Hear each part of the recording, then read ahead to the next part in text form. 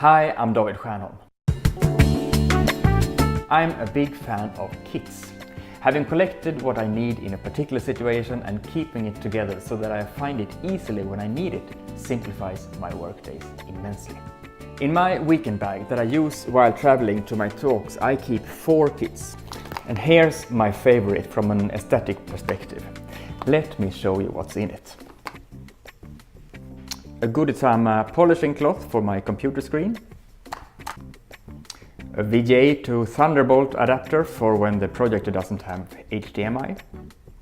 A roll of medical tape for attaching the headset microphone to my cheek if necessary. A bell if I want my audience, of any size actually, to stop talking and instead focus on me. A binder clip for attaching the headset wire to my collar. A tiny remote trigger if I want to take a snapshot from a distance.